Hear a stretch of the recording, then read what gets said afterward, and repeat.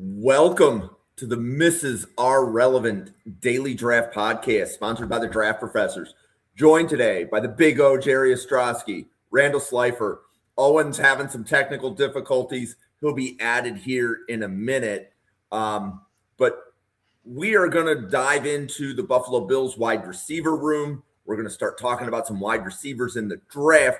But, all of that, this podcast has been planned for a few weeks. But Buffalo has a new head coach today. So, Jerry, what was your reaction when you saw Joe Brady was hired as the Bills' next head coach?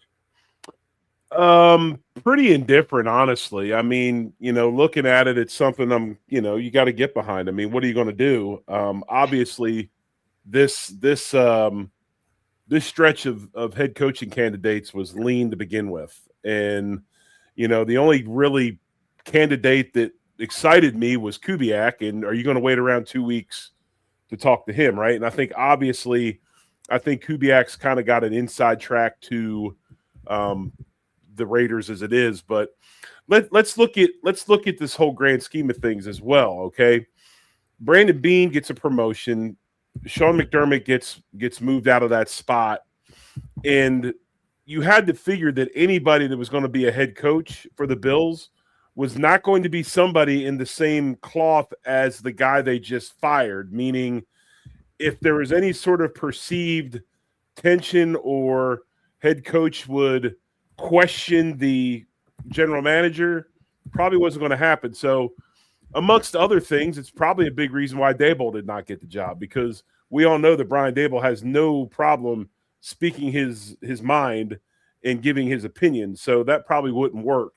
So really, if you looked at things, I guess, the choice was Joe Brady. Now, to go to Beane and just kind of back him up with this choice, I mean, he had 6 interviews this offseason. He was a offensive candidate. He was a head coaching candidate in the NFL this year, taken seriously by many teams. I think he had second interviews at a couple places. So he was somebody that they were definitely considering and looking at.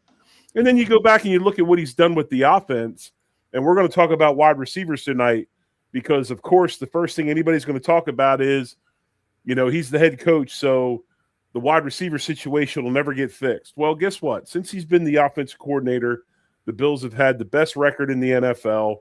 They've been second in points scored, and they've been first in EPA, offensive EPA.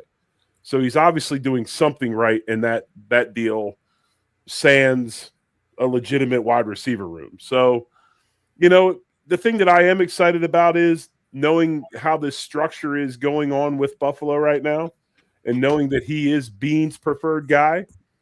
The second guy usually gets anything he wants. So there's a good chance we'll get Beane needs him to be successful, right? So bingo. He's going to get the guys that he needs to get. So bingo. Let's roll with it. Jared, and the other thing I'm excited about too is, and especially if it's Leonard, to see who the defense coordinator is. Yeah. Jerry, I'm with you on that when it comes down to it. Initially it was uninspiring, right? Because we thought, but it still is uninspiring. It still is uninspiring, 100%. I heard a rumor that from somebody in the building that Joe Brady actually got yelled at when McDermott was going back and forth, because McDermott walked into a meeting being like, I'm going to get fired. This is what's happening. And then Beane walked in the office and was like, oh, by the way, you guys are still on salary. You can get food and this, and just like shut the door. And people were like, okay, well, I guess we're all going, right? We're all leaving the building sort of thing. So at that point, I took him out. But I agree. I mean, I think that this puts more pressure on Brandon Beane as a general manager 100. to hire Joe Brady outside of Shieldhouse or of Udinski, because if you hire Udinski or Shieldhouse, you'll be like, okay, this is this up and coming brain. We got our mitts on him, and he should be able to scheme up well. If he doesn't work out well, Brandon Beane would have been fired, but at least another organization would have been like, I like how you took a chance on him, right? Now, hiring in-house with Joe Brady, if he ends up failing that, he's going to be like, okay, well, now the pressure was bad. I will now believe that you pushed out Sean McDermott and you were the head honcho on that, and then you got your hire wrong. Organizations around the area will not enjoy that, and it'll be a rough path for him to get back into a GM role. So the pressure on Brandon Beane to hire Joe Brady is higher. And now we're walking into 2026 season as we need to get to the Super Bowl still, instead of you losing the divisional round. You're like, Udinsky did well, and this is what he did different. Let's work on that. Now it's Joe Brady. Take us to the Super Bowl. Yeah. I think the other thing is this, guys, real quick. I think the other thing is this. If Josh was 25 years old or 24 years old, it'd be one thing. You could take a chance on Udinsky or take a chance on these other guys. But with him being 30, that window's like, so you don't have time to allow these guys to figure out how to be head coaches, right? And to build on that, Jerry, so Owen, what do you think the likelihood is that you could hire a head coach that doesn't have play calling experience on either side of the ball? I mean, we've seen it in the past, and it's worked out. Some, not worked out others. I think, and we saw that. I think there was a tweet that went out about how the big thing that sold them on Brady, a court allegedly, is that he really aced the CEO aspects of the interview process, which then local WGR radio went off like, what the hell does that even mean? What does CEO mean? I do think for when it comes to being a head coach, like, yes, there are guys who are going to be the play callers on that side, or will maintain their structure of how they had on offense, like in Joe Brady's case.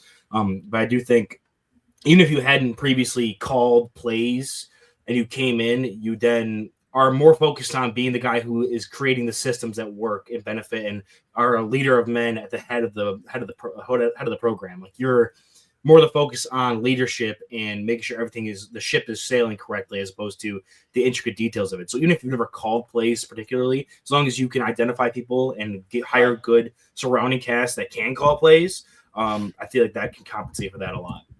Yeah, well, which I'm surprised that, like, Udinsky didn't nail the CEO part as well, and if they were looking for an outside hire, because his time with Kevin O'Connell as that assistant, he talked about how he was consistently at Kevin O'Connell's side, learning the weight schedule mixed in with the team meeting schedule, mixed in with the separate room schedule, then mixed in with practices. So he knew on a day-to-day basis, week-to-week basis, how to operate to make sure that everybody gets their job done on a weekly basis.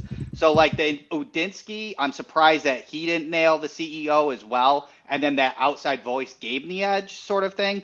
But again, when it comes down to it, I'm still okay with it, as long as Jerry said I'd really like Leonard to come in as the DC. I think that puts a good cap on hiring Joe Brady. But one thing, Randall, what's to say he didn't ace the CEO portion of it? True.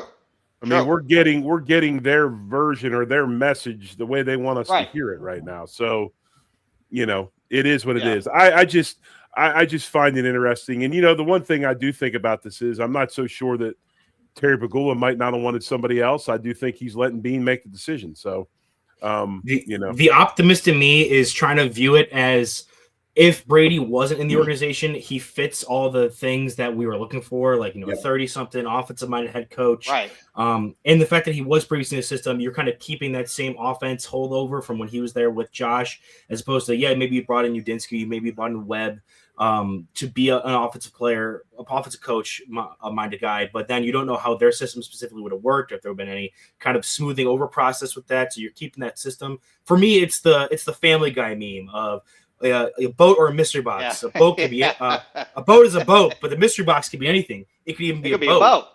Even those other offensive guys, they could be better than Joe Brady, but also they could also just be Joe Brady in that role, and he's already had time to kind of adjust to that system. So the optimist in me is looking at it that way. I will tell you, when that news came across, I wasn't jumping out of my seat in joy per se, but I've let it settle for a bit, and I'm willing to let it play out. Yeah. Oh, and I think you're in the same boat as all of us. Speaking of boats, I think you're in the same as all of us, man. We're all deciding and choosing to find the best things out of this, right? Yeah. I think that's the way you got to look at it. Is we understand who we are, we understand who we have, we understand our limitations, and we still have roster holes to fix, and we'll figure it out.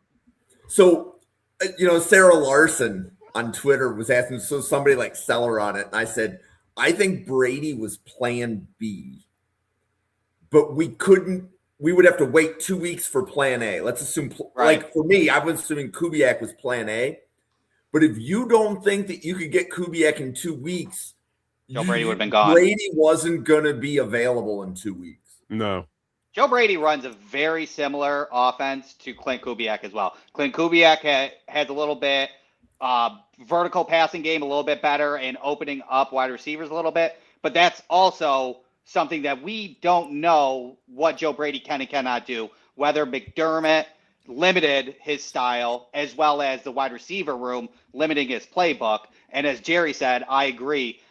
Bean is going to give Joe Brady what he wants, and that is going to be offensive weapons. So let's see what he can do with a big-time wide receiver that wants to play with everybody. I don't count Stephon Diggs. Stephon Diggs was out of there when Joe Brady became it. He was mad. He did not play to the best of his ability. Let's see what Joe Brady can do with a solid DJ Moore, which I'm going to assume because he got 2 1,000-yard seasons in Carolina under Joe Brady. Yes. What DJ Moore is going to do in Buffalo. Yes. So if we look at the wide receivers that are under contract now, and Owen, like we did some of this on the Weekly Huddle podcast a couple of weeks ago, right? Where we right when McDermott got fired, yeah. Yeah, we went through the roster and we said, are these players scheme specific, or no matter what scheme a new coach brings in, would they be able to adapt to a new scheme? So if we look at the wide receiver room, I was looking for Sal Capaccio's spreadsheet that would list all the wide receivers. I sent it to you in your draft professor DM. Okay. It hasn't came through yet. So no. But yeah. So we have Keon Coleman and Khalil Shakir, I would say, are the big two that are under contract. Are any of the other wide receivers that are under contract that you guys would look at as like, yeah, they're going to be one of the best 5 coming out of camp, or are we looking to add 3 wide receivers, Jerry? I think Cooks will come back. I think Cooks wants to be back, and he will take a very, very, very friendly contract to come back. I think he understands where he is. He's towards the end of his career. He has the opportunity to play at a good organization in Josh Allen. He's already let it be known that he wants to come back, and I have no problem with that. I think he'll be fine, especially if we bring in like a DJ Moore and some other pieces. But I think, and Randall was talking about it earlier with the cap situation the Bills are under. Obviously, this draft is going to be huge for the Bills because they've got to get those rookie contracts as part of this. And, Randall was talking about it. But the other thing is, guys that we do get are probably going to be 1-year signing vet type guys. So, the other thing you got to look at, guys, is this wide receiver position and kind of your opinion on this. I mean, obviously, Curtis Samuel and some of these guys, bad luck injury stuff. Do we have talent on the roster that maybe wasn't out there because of injury? That's something to look at as well. So Randall just sent me the list. So the wide receivers, and we're going by Sal Capaccio's spreadsheet. Shout out to Sal. Khalil Shakir, Keon Coleman, Joshua Palmer, Curtis Samuel, Tyrell Shavers, Mecole Hardman, Steven Gosnell are currently the 7 receivers under contract. But to Jerry's point, Palmer and Samuel, are we better off moving on? Or are we better off giving him one more shot, Owen? I was always a fan of the Palmer signing just because I felt – but the problem with him was even in Los Angeles, the story of his career was injury. Same thing with Samuel. Like, these guys were always good players when healthy. And you can see that during their times with the Bills, especially like Samuel with the Bills. They were players that fit that need when they were healthy, but the injuries have really characterized them. I think Palmer, I would stick around for another season, see if he can complement what you currently have.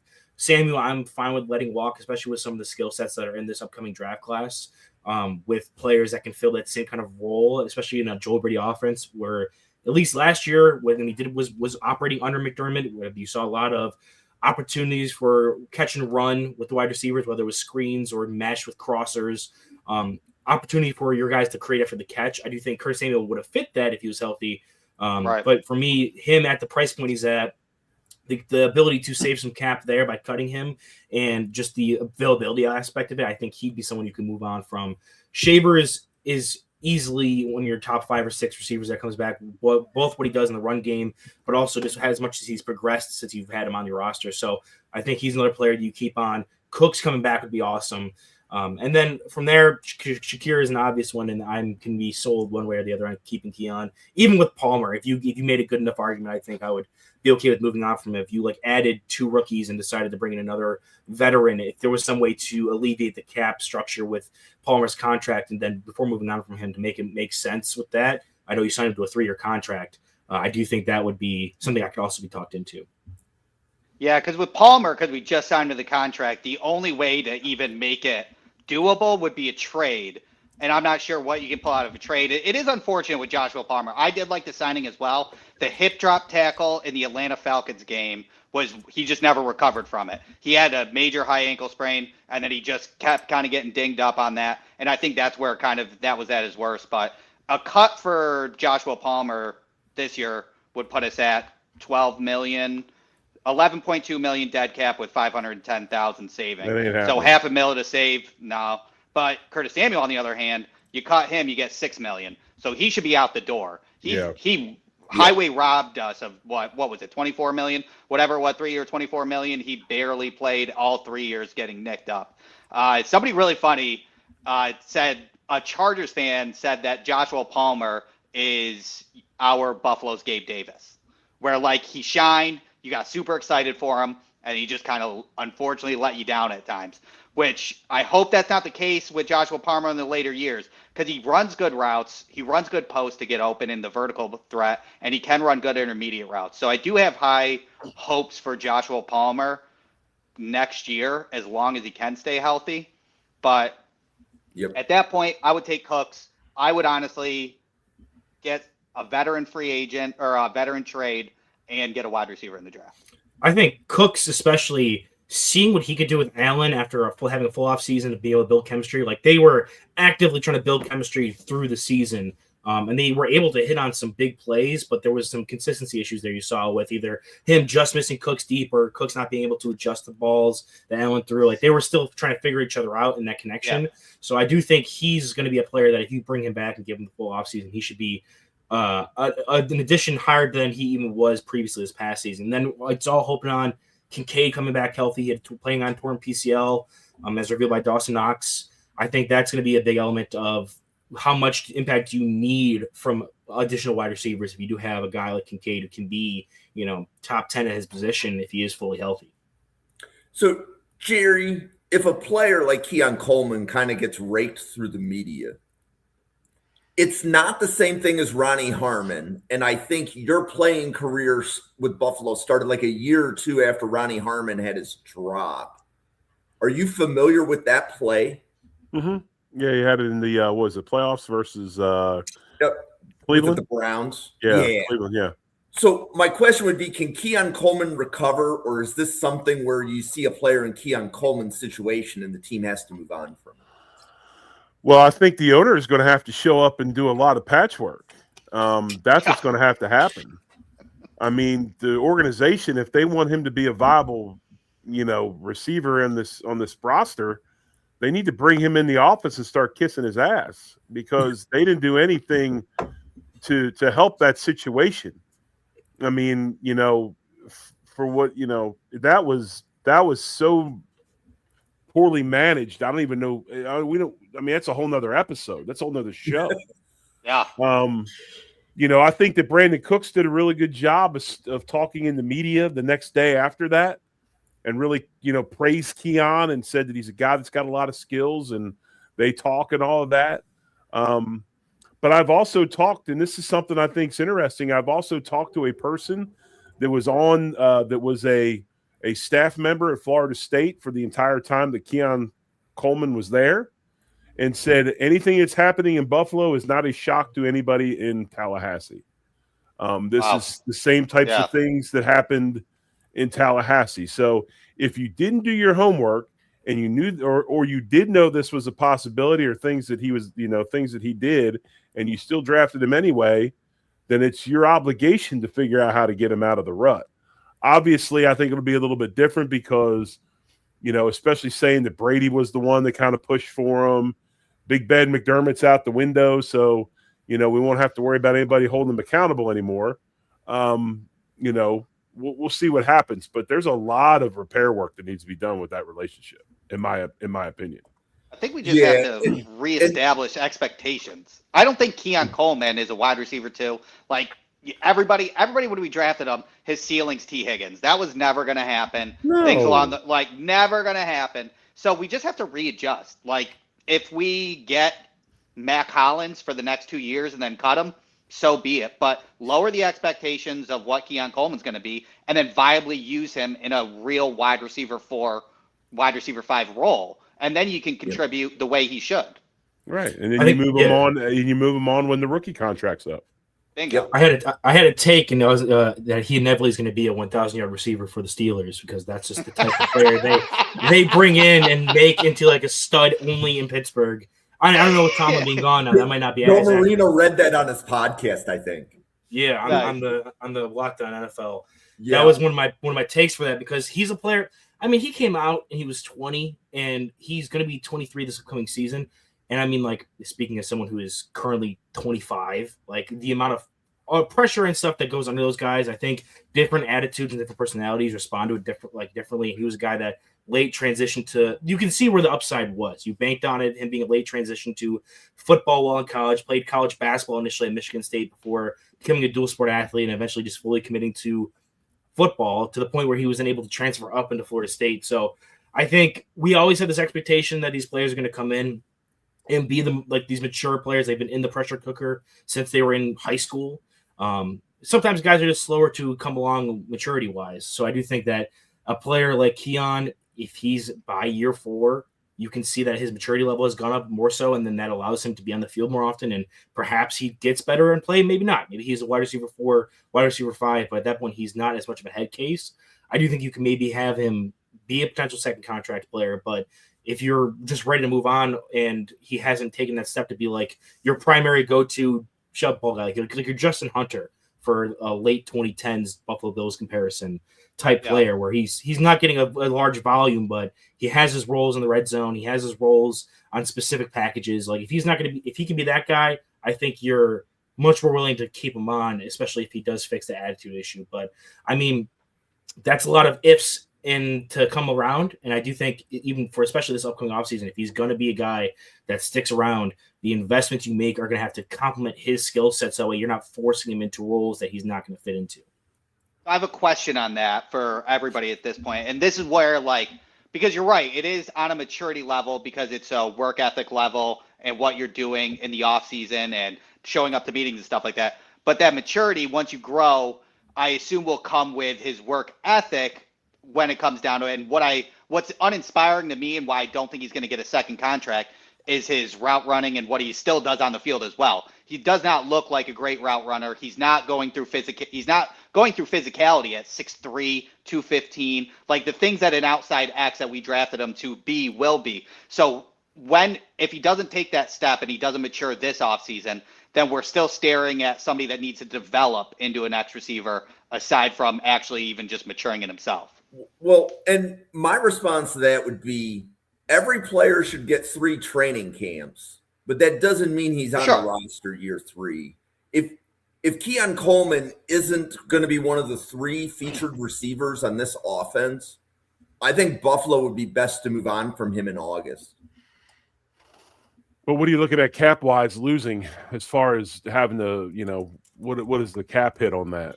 Actually, I think you save like $1.5 million. Yeah, it'll be like the prorated. It's like negligent, but not losing money, adding the dead cap. Yeah, so you'd lose the prorated portion of the signing bonus. So whatever signing bonus he got as a rookie, that is going to hit the 2026 salary cap. But you save whatever his salary was. That should I didn't do the numbers, but bottom line is you need to move on from him, in my opinion, before the regular season moves on if he's not going to be a key part of the offense. Like he would be a distraction. If he's wide receiver 5, he would be a distraction. You're thinking like a Kyer Elam-esque trade where like you're just shipping him off to some other team for like a 7th or whatever. Yeah, send Coleman in a 7th for somebody 6th. Yeah. Just I think he could personally work out as a wide receiver 5 as long as it's reestablished. New coach, new regime sort of things. So I would think that you could operate in his rookie contract and then get rid of him. Jerry was But shaking his head. Well, it's because it's not a new coach, new regime. well, yeah. This is the one thing I want to get off of. Guidelines. Yeah, Randall, this is one thing I want to get off of. I don't understand this whole. We've all of a sudden turned freaking Sean McDermott into this oppressive leader that's running like some kind of communistic deal behind the scenes. I mean, seriously, like I don't know exactly what it was. Well, I mean, come on, man. I mean, the way people talk, would this not be out? I mean, would it not get out? I mean, it did. Tyler Dunn made a piece about it 2 years ago. Yeah, and where did that come from? I don't know. I do agree. I'll tell you exactly where it came from. I agree that the way the players speak about him, especially those get the ties at the top of your roster, where your leadership core, I have no question that McDermott was a strong leader and was a player, and even that he was still willing to adapt. Like, he was a defensive-minded coach who came in. I remember the early McDermott years. I would always be screaming on the TV for him to have the tenacity to go for some fourth down plays. He was overly reliant on punting, especially in fourth and shorts. They've become one of the more aggressive fourth down. So, like, I don't think he was someone who necessarily handicapped his offense and forced them to be more conservative per se. I think he maybe wasn't going to he wasn't going to be that offensive edge guy where he's going to let them go throw around the football all the time and be like, okay, cool, we're going to live and die by the pass type of guy. But at the same time, I don't think he was handcuffing the offense. But I think he was probably more monitoring it and making sure that it wasn't going to get too out of hand to make it more well-balanced. And I do want to say something. I don't have a problem with them changing a coach. I don't have a problem with them changing a coach at all. I understand it. I mean, this has been 8 years in. I get it. Now, it is interesting. We've just kind of gone to, instead of Diet Coke, we went to Coke Zero. They're both sugar-free, but one tastes more like, but no, I'm not. I don't have a problem with the coaching change. I just have a problem with how all of a sudden, and I agree with Owen 100%. I mean, players talk.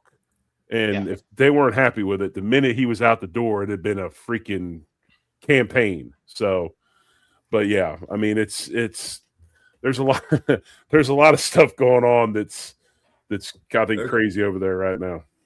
So we've covered a little bit of the Bills wide receiver room. We could probably talk about the active roster or what's on the roster for a while, but I know that I want to hear Randall's and Owen's specifically. I want to hear about your wide receiver boards heading into the upcoming draft. So I know that your boards, like, I believe I've covered wide receivers with each of you, but I don't think we've necessarily done it on a podcast with both of you here. Owen, I'm curious, which wide receivers do you have first round grades on right now? I'm a bit more down on the top end of this class. I know, like, a lot of people are like, I think there were like 13 wide receivers in the top 50 of Daniel Jeremiah's recent board or someone's recent board. It was like something insane. I have 2 true first round grades, like film grades specifically. When adding in the multiplier, I think it goes up to 4 or 5. But it's just Jordan Tyson and Mekhi Lemon for me with first round grades, true. But like my top 5 is not super far out. Like they're like a half point or point out with Carnell Tate, Denzel Boston, and Elijah Surratt in that same like bucket. And Randall, how about you? I have 4: Carnell Tate, Casey Concepcion, Jordan Tyson, Mekhi Lemon, and then fringe guys for me are Elijah Surratt and Chris Brazzell. Okay. And is there any reason that you would say that any of those guys are not a fit in Buffalo? Well, I don't trust. So Brazzell is a player that I don't have a full write-up on yet because that Tennessee offense, man, it just gets me every year where there are players that get so highly touted out of there, whether it was Jalen Hyatt in the past or there was another smaller, speedier receiver, or even like the one that went last year in like the 7th round. I can't remember his name at the moment. Who it was a Thornton, something like that, where Dante Thornton, Cedric Tillman. Yeah, I get it. I get what people are saying with Brazzell, especially when it comes to like height, weight, speed, outside type guy, 6'5", is probably going to run in the 4.4s. I get it, But the way that Tennessee offense operates, it's so alien to how an NFL offense operates with the receiver talent that, like, you can see the physical traits, but is it going to translate to a team that needs more polished, like, receiver type players where they're going to be able to route up guys and win in traditional ways one-on-one? I don't know if Brazil really fits that specifically. So I'm kind of out on him for a Bills option, but some of these other guys, I think each and every one of them has a thing that I would like for the Bills, specifically what they're lacking on their offense. So, Jerry, is there a type or style of wide receiver that you would prefer? And then Randall and Owen chime in a player that fits the type of receiver that Jerry describes. I mean, Carnell Tate's a guy that's phenomenal.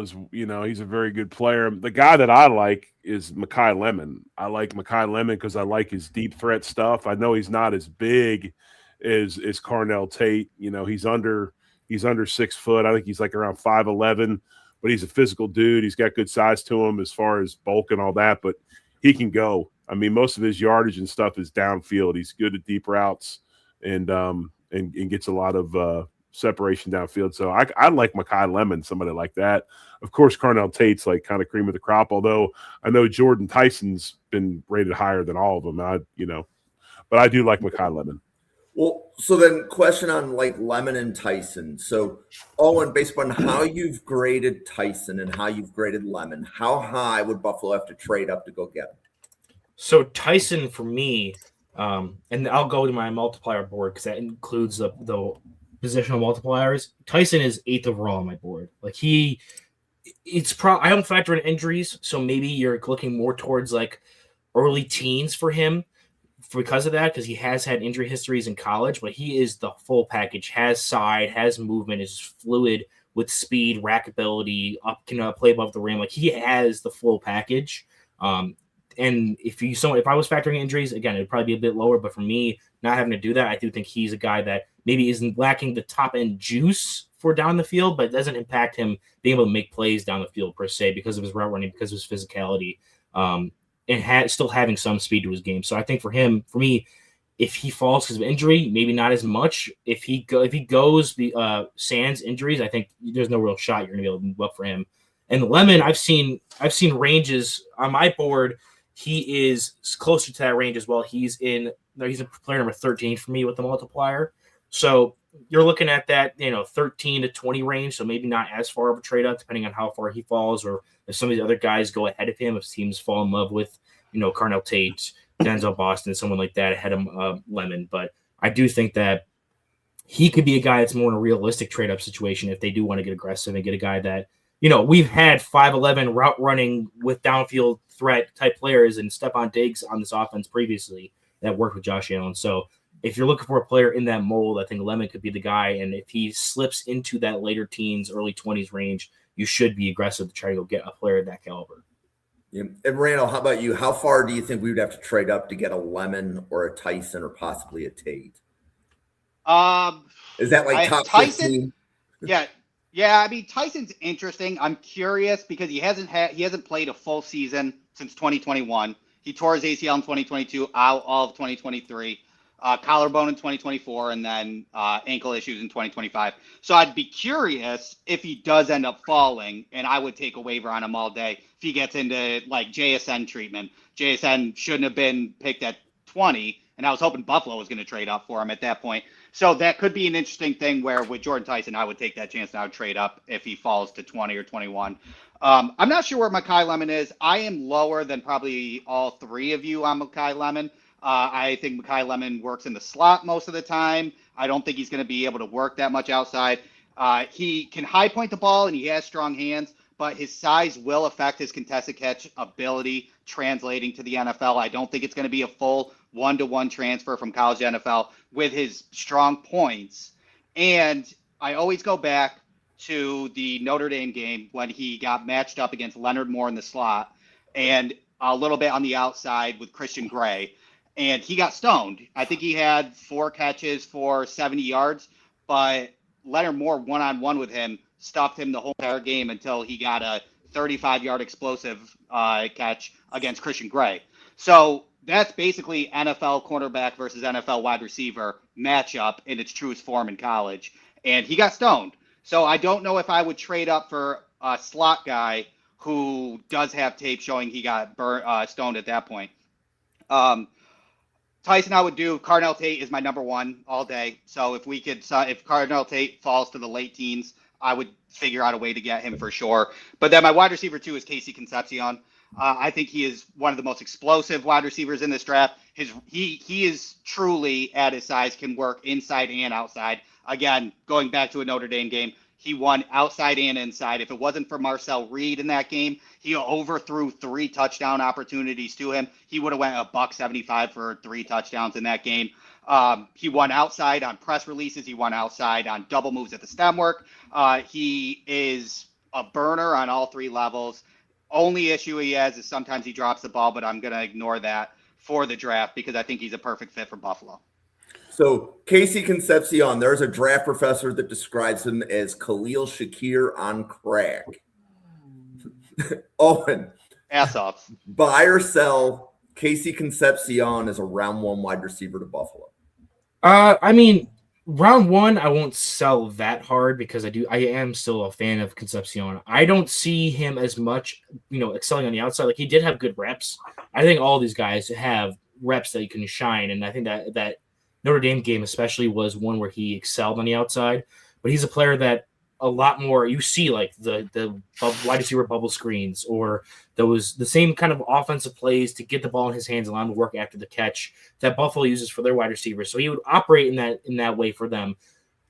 It would work for the Bills if they would want to have a dual-sided, be able to flip their plays one way or the other instead of just having Khalil Shakir be the only option. He's one of those guys that can replace a Curtis Samuel. I do think if you're looking for the offensive position to fill that, like we talked about, Curtis Samuel, maybe it's Concepcion, maybe it's DJ Moore. He's another player on the trade market that fits that ability to be more of your after the catch type player. Because for me, Concepcion as a route runner or as an outside deep threat type player, not just in the slot deep threat, I don't know if he is someone that can excel to the point where NFL competition against where everyone's bigger, stronger, faster. Yes, I know his quarterback sold him a bit, but I do think that he's a player that would struggle a bit more on the outside. I think he is kind of how Randall described Lemon, more of a guy that's going to excel in the slot, come to the next level, similar to that Khalil Shakir comp, on crack or not, by the other draft professor. For me, though, I think the player that I think would fit that role. We talked about trading for DJ Moore, a player that I think is very similar in play style to DJ Moore and would fit kind of that outside inside type player, but operates a ton more with the ball in his hands and as a pure route runner is Chris Bell from Louisville. Like, if you wanted to take a swing at a guy for that role in the offense, 6'2", 220, kind of like Xavier Legette-esque when he was coming out of South Carolina, where a lot more raw as a route runner, but has height, weight, speed, and can make guys miss with the ball in his hands and explode and create explosive plays after the catch. So, I mean, if you want to add that element to your offense, go with him because he offers a bit more than like a Concepcion does physical wise. But I think I'd rather go with a guy that can win one-on-one route running wise on the outside, like a Surratt, like some of the other guys we talked about already with Tyson, Tate, people in that realm, more so than anybody that's going to be more of a gimmick type receiver at back end. Jerry, what did you want to add? I got 2 things. One is a comment. One's a question for you guys. The comment is, why would we even be considering or looking at anybody that would be a slot receiver with what we have on our roster? I mean, we've got amples. We got Shakir. We got Keon, who probably should play slot because he gets enough separation because of the slot consideration. So that would help him. And then you got Kincaid, who is a tight end that basically plays in the slot as well. So I think we got the slot lined out. My question to you guys is this. You look at a lot of mocks, and one guy that kind of falls to the Bills in a lot of mocks and I kind of I looked at and just wanted your opinion on him is Denzel Boston from Washington, 6'4", 209. He is a junior. He's a little bit young. He's, but he does fall to that Concepcion, and Boston kind of fall in that same area. Your guys, I know, with the the analysis and stuff you do on receivers, kind of your thoughts on Boston. I like Denzel Boston. I'm a little bit lower on him just because I guess I'm having a little PTSD with like him and Keon are very different, but walking into Keon Coleman and drafting him, it was about his contested catchability and his ability to high point the ball. That's Denzel Boston's number one feature. But Denzel Boston is a polished route runner. He's got kick returner, punt returner ability. His intermediate routes are very good. His short routes are decent. He can decelerate well for his size. So I don't think we'd be falling into a trap of that situation. But again, I'm just very weary when I scout wide receivers is when your contested catch ability is your number one or number two feature, because when NFL corners and NFL defenders are bigger, faster, and stronger, then it's still going to take a hit no matter what. So I'm just a little bit uneasy in the fact that his strong point is contested catch ability. I think he does have the opportunity to be close to T. Higgins if you can get him there, and that's a win in itself. So I'm definitely down with somebody like Denzel Boston. And you mentioned Elijah Surratt. He's my wide receiver 5. I'm a big fan of him. I think he runs routes with a high IQ that plays outside, kind of like how Cooper Kupp runs routes. Physicality never affects him, and then he stays in his steps and knows when, and just stays in line, methodic in his route running, doesn't let physicality handle him. So I would take Elijah Surratt over Denzel Boston in that aspect, but Denzel Boston is kind of like a better, sure thing of a Keon Coleman idea when we drafted Keon Coleman.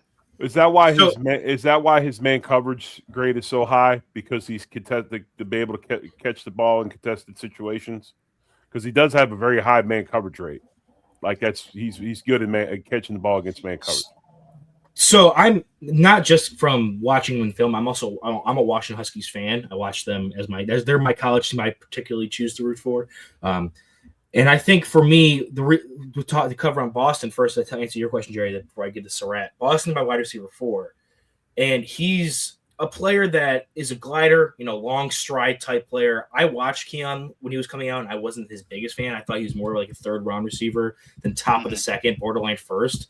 I don't get the same vibes as I do with Boston when it comes to their contested catchability. Not only was Keon, you can tell, was a player that played through physicality and would go up to get the ball, and maybe his quarterback play didn't allow him to attack the ball as well as he wanted to, but he played more so through a guy's body, whereas Boston is much better at screening off and then boxing out and utilizing his length as a weapon to go and create angles for his quarterback to hit him. A lot more of those back shoulder throws, a lot more be able to create his space as opposed to trying to out-muscle the defender. So I think his contested catch translates more than what Keon's did while at the college level. And for me, I think if Boston he had an ankle injury that nagged him all this past season. He played through it. Yeah, I remember that. Still put up crazy numbers. Him and Jonah Coleman both got hurt. Yeah. And I think he'd be getting talked about a lot more in the higher up in the first round if he didn't get banged up as much. But he's a guy that if you ask him to run comeback routes, stuff that's more hard cutting, deep ends, he's able to utilize his physicality and length to create separation at the point, despite not being the twitchiest and most explosive guy. So I think, Jared, to answer your question with that, that's why I think he excels a lot more in man coverage. Is not only can he utilize and create space when it's tight coverage in man coverage, but when guys try to man him up and carry with him, if he has a harder cutting route, even though he's not the fastest guy to set guys up to deceive them that he's going deep, he's able to create that kind of push off type spacing at the start of his routes because he utilizes his physicality better than a Keon, who was way more raw with it, being such new to the full-time position when he was at Florida State and just wanting to be like a physical contested catch guy. I think Boston's a lot more fluid with that and able to utilize it in more of a succeeding way than Keon was at his time in Florida State. With Surratt, I love Surratt, and I think what he brings, he's a bigger body guy too, 6'3", I believe, like two teens. Yeah. And he was lighting up for Indiana this year. He and Carnell Tate, for me, are like two sides of the same coin, where Carnell Tate, I love his ability to be deceptive and run deep routes. And while not being the fastest guy, still create down the field separation because he's so deceptive with his head movement and his hand fakes and his footwork while in full stride, having those long strides and being physical and big body while still getting down the field and with that build-up speed. Whereas Surratt, even he's also physically limited with speed, but he is very sudden and knows how to utilize his movements to create windows, shield guys out of his frame. So that way, even in the short to intermediate, if he's not beating you with his route running, he's walling you off from the catch point to be able to make an open target for you. And he finally last year I wasn't the biggest fan of him. This year he took that step because he got a quarterback in Fernando Mendoza that could throw those chemistry back shoulder throws no matter where they are in the field. He looks over his guy. He knows he's got that back shoulder on the sideline and knows where to put it, and he knows where he's going to put it.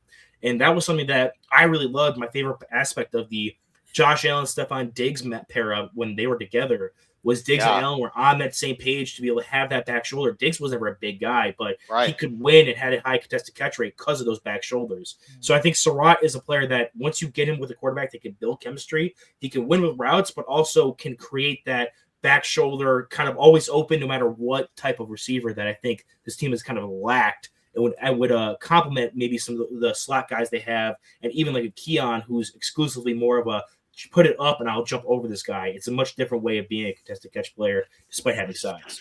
No, it's funny. Jeremy White brought this up. Jeremy White brought this up the other day on Bill's Squad. I thought it was pretty, or he actually brought it up in a group text we talked about on Bill's Squad. When you look at Seattle, they've got Njigba, they've got Cooper Kupp, and then they've got Rashid Shaheed, right? Right. It's almost kind of like the original inception the Bills had of Diggs, Beasley, and Brown. They're very, they're almost like a spitting image of that original inception of Diggs, Beasley, and Brown. You got the burner, the slot guy, and that does make sense. and ironically, that was actually one of the questions I was thinking of. What is the most important trait that you guys think we're adding to the wide receiver room? Is it the route running, or is it somebody that can get downfield? I think it's natural separation. Go ahead. Sorry, Jerry, go ahead. No, you're fine. You go ahead first. Go ahead.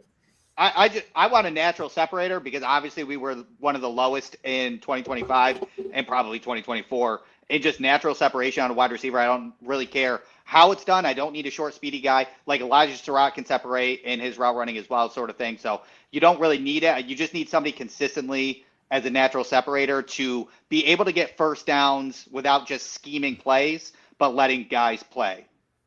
My big thing is you got to be able to stress three levels of the secondary.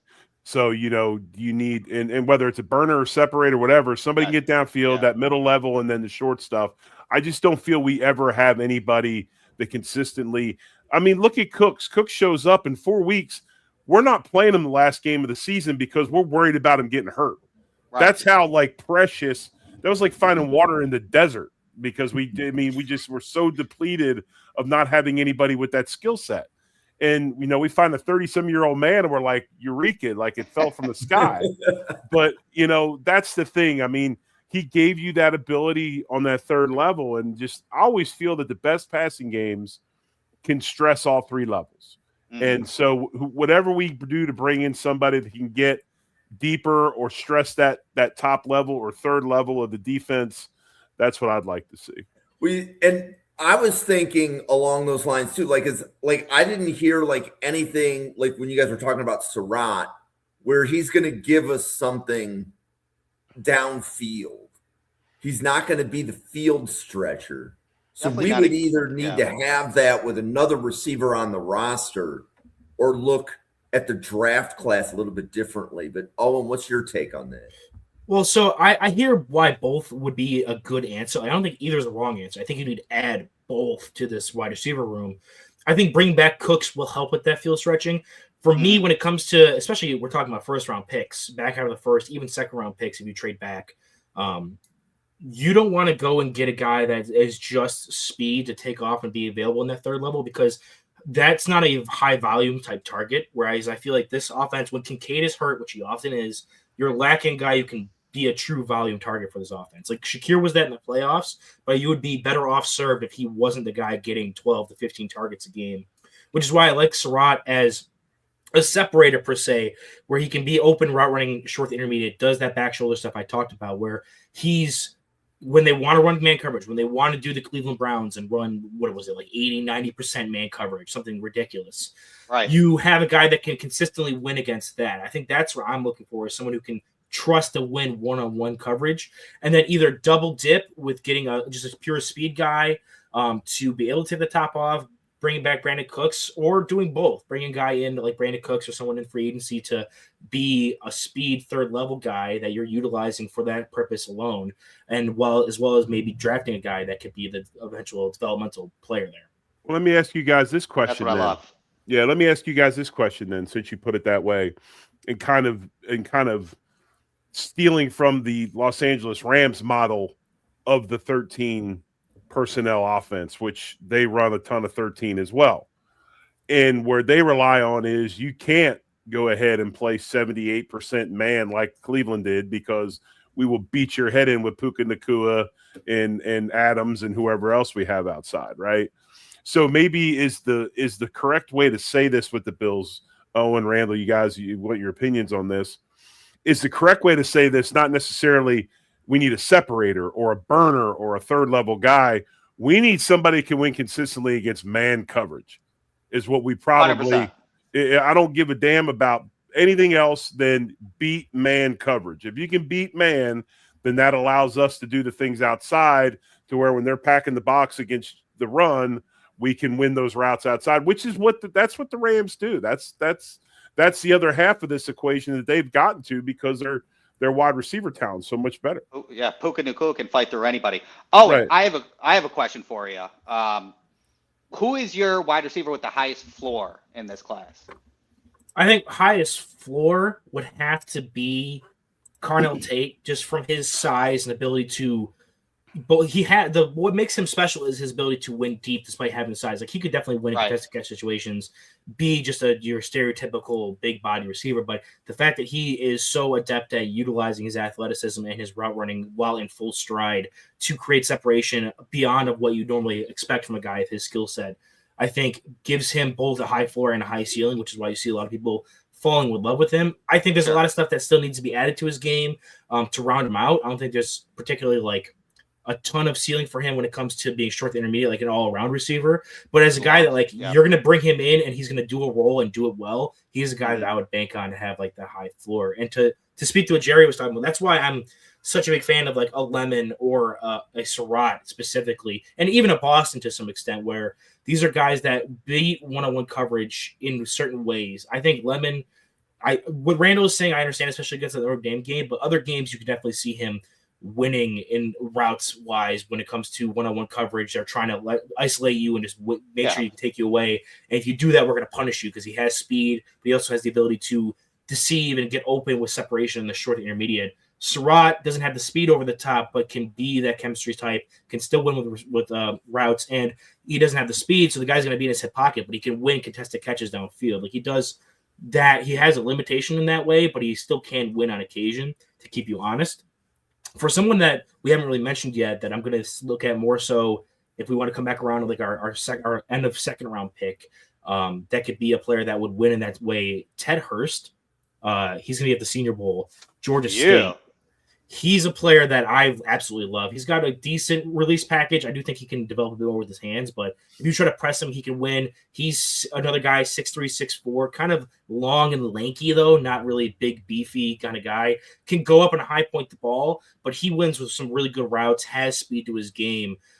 He's a player that if you want to go maybe a different position, maybe if like Caleb Banks falls to you in the first, or someone that has like is one of your true first-round grades at the end of the first half instead of reaching for position, and you want to come back around and grab a guy that fits all the things we're talking about, but maybe isn't as well-polished or to the point that some of these other guys we are talking about are at, Ted Hurst is a player that I'm particularly in love with. Him or like Chris Bell, like we talked about earlier. Yeah, not going to argue that. Randall, if like Owen said, we punt on wide receiver round one, and we have a choice between Chris Bell, Jeremy Bernard, or Ted Hurst in round two, which of those guys do you like better at the end of round two?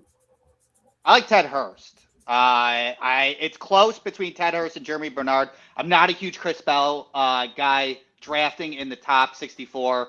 I could get on it, but the torn ACL, how's that going to affect his speed? I don't think it should be crazy. And then also, I'm nervous about Buffalo developing a Chris Bell into does he turn into Xavier Legette or can he turn into AJ Brown sort of thing? I'm nervous about Buffalo and their wide receivers and what they do with them.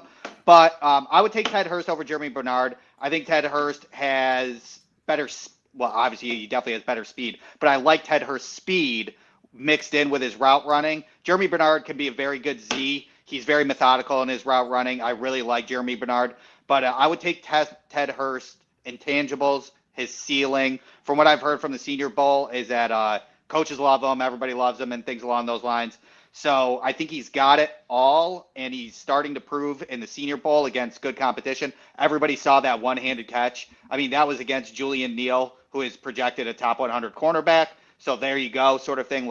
He's proving it against tougher competition. So I would take Ted Hurst.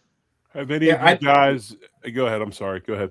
Well, no, I was just going to give a quick – because I know, Jerry, you maybe not know are as in-depth with these guys. If you want to answer this question, I could give – another synopsis because I know you kind of covered Bernard a lot real quick there, Randall, and I like Bernard a lot. He's of those three, he's my highest graded player, whereas Bernard is a lot more of that, true number 2 type receiver, Z, not going to be your X. Maybe in a 13 personnel system, you're not too worried about that, who your guy on the outside is, because your focus is more so on the box and you're giving them more cushion. So Bernard can win. He's probably one of not.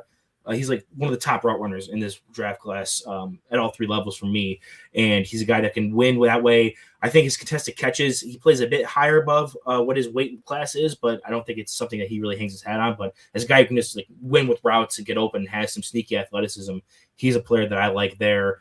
Hurst, we talked about, I think where he can stand to grow is, like I said, he's kind of a string bean. If he can add that physical element, we talked about Keon Coleman and then even Denzel Boston.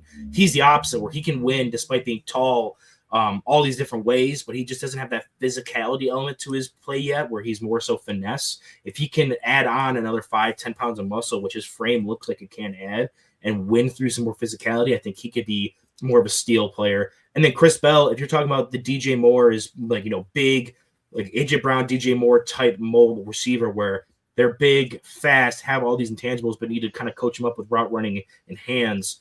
Consistency, the more finite details of the position, Chris Bell is your way to go there, but he's kind of more on the raw side, so he's a bit lower than the other 2 for me. I mean, Ted Hurst went from 195 to 207. I'm curious if I don't know if actual, right? He was listed 195, and now he was 207 at the Senior Bowl. I didn't see on that one clip a much difference in his body frame, but 207 is much better than what I had listed 105. Sorry, Jerry, go ahead. Have either of you guys graded Bryce Lance from North Dakota State? Yes. I like Bryce Lance. He's a 4th rounder for me. What he does, my favorite thing that he does, other than good deceleration, is his capabilities on the outside, right at the sidelines. He has great body control, can high point the ball. He's more of a project with moving on from NDSU and going to the NFL. I bet would take a little bit more for him in how he handles press and his route running at the stem. But overall, I do like Bryce Lance, and his sideline controls is absolutely bonkers. Yeah. I haven't gotten to him yet. He was one of the players that I still was waiting on just because I'm hoping to see some more, whether it's the combine or I don't know if he's gotten invited to. I think he's at the Senior Bowl, isn't he? Is he? I thought he was. So. He's not. I thought he went to a postseason. I think he backed out. I think he was one of the guys that backed out of the Senior Bowl. Yeah. Okay. Yeah. So, okay, so Owen, Randall, real quickly, I'm going to ask, is round 2, round 3, or day 3 on the following players?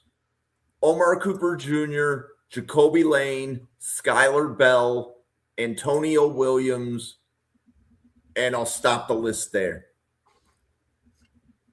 So Antonio Williams, I have day 2. I have round 2 on Antonio Williams still, but it's kind of a lower end of the round 2 just because he's another player, slot, kind of explosive. Cooper Jr., I have round 3. Skylar Bell, I have low end of round 3. You could talk him into day 3 a bit more, but I think he's got some stuff to him that can put him above that. And then what was the last one? It was Lane. Yes. Lane is higher end round 3 for me. Okay, so for me, I have Antonio Williams as a 3rd rounder. I have Jacoby Lane as a late third rounder. Omar Cooper Jr. I have as a second, like a mid-second, like back half of the round 2 wide receiver run. The other one, Skylar Bell is my last wide receiver in day 2. And then who am I missing? That was it. I think you got them all. That was it? Okay. Yeah. Antonio Williams. Oh, Antonio Williams, a third rounder, like beginning of the third round. I'm intrigued by Antonio Williams. I know that he had an off year. Curious to see his high ankle sprain in week 1, what it affected him, how long it affected him, because he did have a good stretch at the end of the year. And he is also a Z-type receiver that can handle rushing the ball as well as passing him. I don't think, like, he could be a Curtis Samuel replacement, to be honest. So that real quickly gives me an idea that other than maybe at the very top where there's some difference in who's like wide receiver 1, you guys are seeing like the difference between a late day 2 or I should say a late round 2 and an early round 3. Like we're splitting hairs in my opinion, right? Like if Antonio Williams is late round 2 or early round 3, right? Because that's relatively consistently, that's where a lot of other people within draft professors have those guys graded. I was just trying to see like if your boards merged like on day 2. So the question would then be, any of those guys that you think are better fits for Buffalo than the others? Like you prefer, like you may be lower on Skylar Bell, but he's a better fit for Buffalo than Jacoby Lane or something to that effect. I mean, I think that statement isn't inaccurate for the 2 players you mentioned. I think there are other players I'd rather have on the Bills of the names we've talked about than Skylar Bell. Jacoby Lane is just, he's that physical, contested catch type guy, 6'4". They had a couple of those guys at Notre Dame or at USC, whichever one. USC, I think. Yeah, I'm getting him mixed up. Malachi Fields is a Fields. Notre Dame guy that is in the same criteria. Yeah, similar players where it's like we have those. We have a Keon Coleman. We can always get a guy like that. If you want, just an example there, if you miss out on Lane, if he does go earlier than what I expect, you can always go with a Malachi Fields. But I'm kind of sick of the contested catch. That's how you win in one-on-one coverage. Kind of what Jerry was talking about earlier. And it's what I really value is make it so that way you are punishing the other team to running one-on-one man coverage. We didn't have a guy that could consistently win against one-on-one man coverage this year. And if you have that dude out there, you can run anything out of your offense. You could run 13 personnel. You could run spread. You could go empty. You could just go out of shotgun with your rushing attack because they have to respect that that guy's out there and he could be a target at any time, which is what made those like Diggs, Allen offenses so dangerous. Was you didn't know whether or not he's going to go to him in that play. You still have to devote focus to him and send doubles his way on occasion and lean your safeties that way. So whether it's you're looking at guys who can stretch the field, you're looking at big body guys, I think the number one thing you need is that guy who can win one-on-one. And I'm much more in favor of a guy who can win that other than just winning one-on-one contested balls, and that's all he can do kind of thing. Okay. Yeah, so, Randall, slightly different question for you. If Joe Brady goes to Brandon Beane and he says, if you get me Brennan Thompson or Zachariah Branch, the offense is fixed. Are those guys the solution to getting Buffalo? And I'm glad I'm not even the slightest bet. I mean, like Zachariah Branch is a manufactured toucher. Like when we're talking about Casey Concepcion being Khalil Shakir on crack. I mean, if we're adding Zachariah Branch, then we're just kind of stealing away from Khalil Shakir at that point. Because I see Zachariah Branch as just a manufactured touch guy, yak, get and go, sort of get him the ball and go. So I'm very much more explosive than Shakir. Yeah, I mean, I'm sure he's going to run very fast. He was track in high school and things along those lines. So I do believe that he will run faster. I think Zachariah Branch is like a light Tyreek Hill sort of situation. But and Brennan Thompson, I mean, Brennan Thompson is a double dip candidate for me. I have him as a 4th rounder. My first 4th round wide receiver is Bryce Lance. My second 4th round wide receiver is Brennan Thompson. I really like Brennan Thompson. I've been on the Brennan Thompson train for a long time.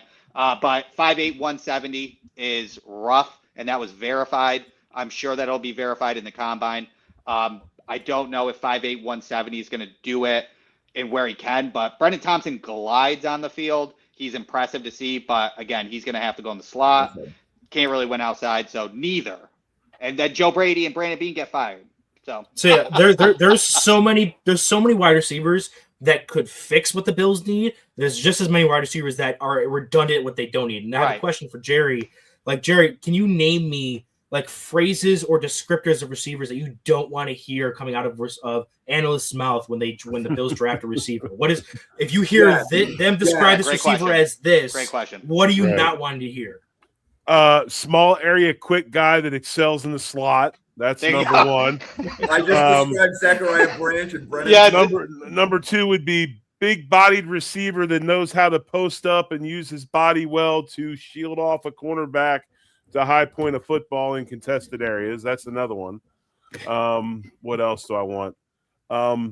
Really good route runner has no yards after catch ability. That's one I don't want to hear. Basically, I want somebody to freaking run down the field and get open. I know that sounds awful generic. I mean, that could be in a lot of things, but like I said, I want to press the third level of the defense.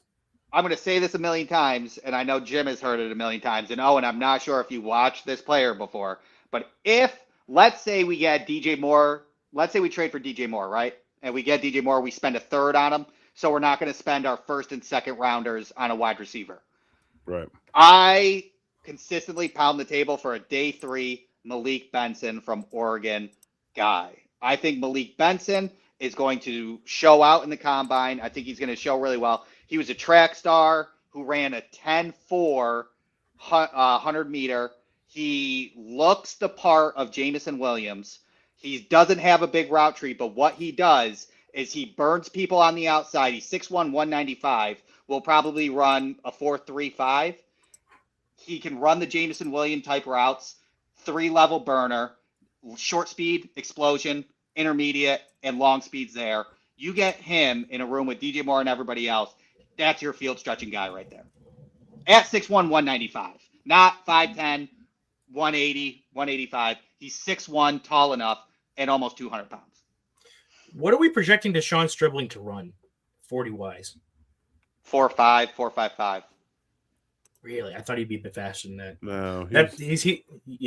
He was at Oklahoma State. He was at Oklahoma State before he went to Michigan. Stribling.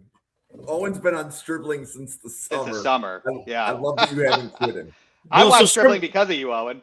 Stribling is a guy that I think just does the stuff you want from like a wide receiver 3. Like, he's not going to be your number 1 guy. If you're going to look for double dip options, I think Stribling is a player that I like just because he blocks his ass off. He plays physical. He did a lot of stuff after the catch where like he was just a handful to break down. Like he was 6'2", 200, and he kind of turned it on in that late run that Ole Miss had this year.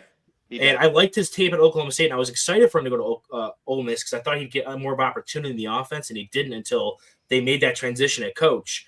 But I do think he's just a guy that, while he isn't stand out when one particular skill set, I do think he could be a guy that does the little things with some higher upside than maybe like a Chris Hilton does. Does the same thing in that category. So, Randall, your DJ Moore is my Alec Pierce. I'm fine with Alec Pierce too, but that will readjust in the draft. But man, do you think Alec Pierce is going to command $20 million? Yes. Oh yes. Are definitely paying him $20 million? I think it'd be worth it. If memory serves me correctly, Pierce was here on a 30 visit. Yeah. Right? I like Pierce. Pierce had a hell of a year. Right. But we could have taken Pierce when we took Bernard. Now, Bernard was a great pick. So I don't want to hate on the Bernard pick, but I've been pounding the table for Pierce at the last 2 trade deadlines. I mean, to be fair, DJ Moore has a $28.5 million cap hit next season. So if you're willing to trade for DJ Moore, you should be willing to pay $20 million for Alec Pierce with that. I'm just trying to see what if Spot Track has an estimation on what Pierce is going to command off of their values for next offseason or for this upcoming offseason, because sometimes for these top end players in the position, they can demand that. What is our appetite? Because I know that he was talking about it on a podcast recently. Our appetite for DeAndre Hopkins. No. DeAndre Hopkins. DeAndre Hopkins. Dude, DeAndre Hopkins, we've begged to come here like 8 times, and he hasn't come. Well, right. And Screw DeAndre Hopkins. He can stay where he is. And we don't need that 3 years later. Like DeAndre Hopkins 3 years ago is a better idea than DeAndre Hopkins today. No. I was curious because I was trying to buy time for me to find his projection. His projection is $20.2 million. Yeah. And DJ Moore in a trade, we would acquire $16.5 million of that salary. So his what we would acquire for DJ Moore would be 16.5. I'm fine with either of those contracts, to be honest with you. Like Alec Pierce, I was worried it'd be like north of 25, but if it is at around 20 to 21, I'd be fine with Alec Pierce on that, especially for like a 3 or 4 year contract. And if you move off Curtis Samuel, get the savings there. Obviously, there's a bunch of cap gymnastics you can do, and you have a ton of dead cap. You have no dead cap on the books for next season, so you have openings to tap into future cap space to sign guys like an Alec Pierce at that level. DJ Moore at 16.5 isn't bad either. Like it's actively one of the best contracts I think you could get on the open market right now if you can swing that trade. And his outs in 2027. So really, DJ Moore is a 2-year contract. So DJ Moore was the receiver for the Bears, where they were pointing out on the broadcast that he quit on the pass route at the end of the game, right? That's few and far between with DJ Moore. DJ Moore sat in Carolina and didn't complain a single time, and just got 1,000-yard seasons while the Panthers were a dumpster fire. Went to the Bears. They got a whole bunch of offensive guys. He's kind of the sore thumb right now, and that's why he's going to be traded. But he's a non-complainer. He's a hard worker. I don't think that's an issue at all. Sorry, Owen. Go ahead. I cut you off. Well, I was going to say, turned off Jerry's power. I thought that take was so bad it turned out Jerry's lights. It was. Jerry just has big feet that hit the power strip all the time. I think DJ Moore. It's Owen's cat. They'll interfere with each fight. Owen's cat needs a segment on the show, I think. There you go. I love Owen's cat. All right, we're back. Yeah, just for the DJ to close with the DJ Moore thing with that point of at the end of the game. Like previously to that, he was always described, and I always understood him to be like kind of those NFL players that are like psychotically competitive. Like Brandon was saying, like while he was in Carolina, like he was one of those dudes that was a culture player for them throughout the issues they had with the Matt Rule era and all these other players, like when they brought Cam Newton back, the dog and pony show that was going on, the 3 quarterback system they were running. He just kind of put his head down and played ball and wasn't really you didn't catch a quote from him. He was one of those players that up until now, that the last thing that happens at a playoff game is always going to characterize your story the entire offseason. Doesn't matter what you did leading up to that. Whatever you did in the last game of your season is going to characterize how people think about you. So I think that being it, not great, but we have a mountain of evidence pointing to the contrary of him being a hardworking kind of developmental guy who eventually hit it big once he was in Carolina, or at the tail end of Carolina. Yeah. Okay, and Randall, as you pointed out, he got 2 1,000-yard seasons under Joe Brady as his offensive coordinator, right? Correct. So I probably have to learn to accept DJ Moore over Alec Pierce, even though I would be surprised if his name was mentioned during the interview process. Cool. Well, why don't we pause for podcaster identification? So, Randall, do you want to let everybody know about Draft Central, Team MBS Media, and everything that you do? Yeah, I write for Team MBS Media. I do the Arkansas Razorbacks and the Buffalo Bills. We're also going to be starting up the NFL Draft Central soon with Bill Carroll and Greg Rector. We do a show once a week until the draft comes up, and then we do the whole entire draft.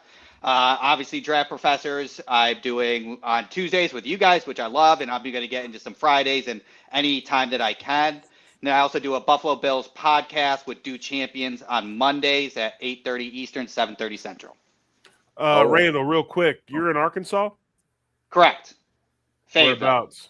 You're in Fayetteville? 5 minutes away from the Razorback Stadium. And I'm about an hour and 15 minutes south of you. I'm down in Tulsa. Oh, you are? That's incredible. Yeah. I did not know that. So my next question, how can you have so many guys at the Senior Bowl and suck this year? I mean,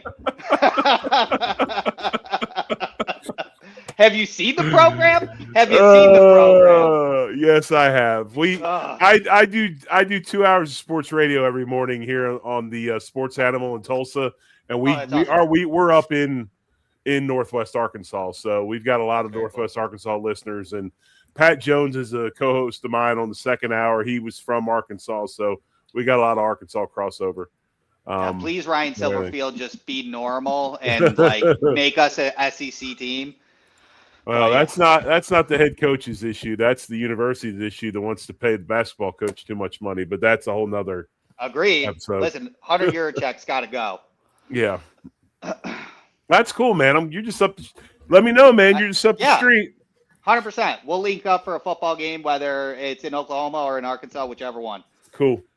Yeah. See, look at that. And you see, I just put people together. I just got to create the room. I love it. And everything else just happens. Owen. Yeah, so you can find me over at The Weekly Huddle on Twitter and on YouTube. I've been trying to get going some of these live watch-alongs, whether it was a live stream immediately after the McDermott firing, where I was live for a couple hours, just ranting, raving about couple hours. I was up for 2 hours. It was a 2.5 hour podcast. I saw a lot of it. That's impressive. 2 hours. Did you crash out or what? I was a little heated. I'm not gonna lie. The first 50 minutes was on. No, I think I took like 7 breaths the first 50 minutes of it. I was going, but I am going to try to get some more of those live streams going up where I'm just watching film on live. Now that I have a more consistent way to get film, I think it's going to be a lot easier for me now. Also, I'm on twice a week for the Draft Professor. If I'm not on a third time for the mock drafts, I'll be back tomorrow night on Wednesday night with Newt to discuss quarterbacks. We're doing a fun way of just drafting our favorite quarterbacks from this draft class. So kind of diving deep. Watched an Arkansas Razorback and Taylor Green. Not going to be drafting him, Randall. Not going to lie. Monster. He's a monster. I like the tools, but like someone that tall and that lanky. I mean, you got a little Achilles. Well, Achilles Smith was bigger than that, but yeah. he's got some. He's definitely an interesting prospect at quarterback for sure. He's built like an NBA small forward with how tall and like 35-inch arms, 6'6", long stride. Yeah. Send him to Indianapolis. Yes, he'll be fun there. He'll excel in some shorts. But other than that, I'm writing for Cheesehead TV's draft guide, so I'm gonna be doing their interior offensive line column. So we'll finally become a published author with that. Jerry, what happened to Owen? Yeah, he just said his goodbyes in peace. He literally disappeared. That was not me. All right, $50. I got $50. The laptop battery ran out. I got $50 on the laptop battery. Is that common? Yeah, because it's about this time period, about an hour or so in. Then it's out. That's hysterical. You can catch me on. We have me and myself.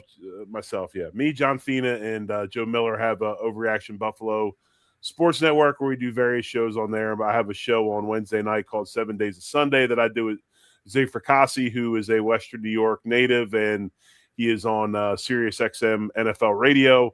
We do a show Wednesday night. Fina's got a show. We got like 5 shows during the week, including a post game.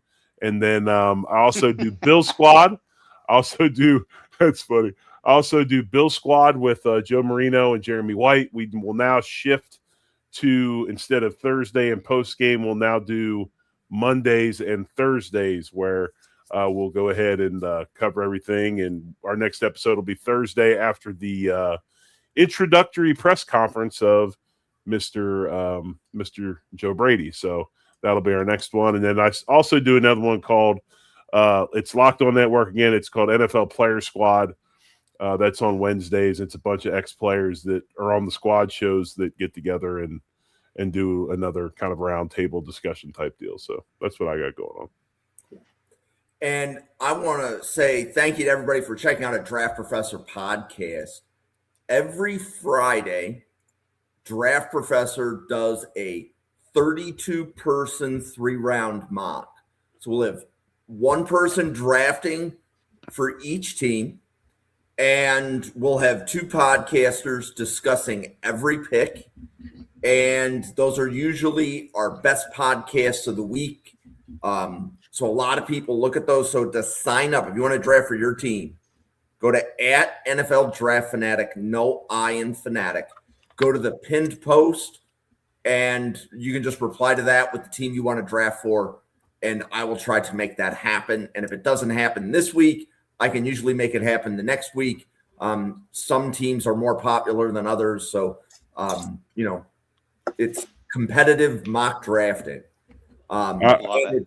It's much different if you haven't mock drafted against people. It's worth it to check out those podcasts. So even if you don't participate, just watch, because the players that drop in your favorite simulator don't usually drop in those 32-person mocks. All right, Owen, we got money on this. What happened? Technical difficulties, not the cat. No, what happened? What were the technical difficulties? Yeah, what happened? Did your battery go out? No, so for some reason I brought the charger this time. No, my for some reason recently StreamYard's been with my, whether it's my mic or something, it just always randomly will say like there's not a mic connected, and if I try to unmute myself, then my camera goes, and then I just die. So I don't know what's going on with that. Rats. I lost. For Jerry Ostrowski, Randall Slifer, for Owen McCullough, for myself, for the 110 podcasters at the Draft Professor, thank you so much for watching this podcast. We will see you on tomorrow's show. Have a good night, everybody. Thank you.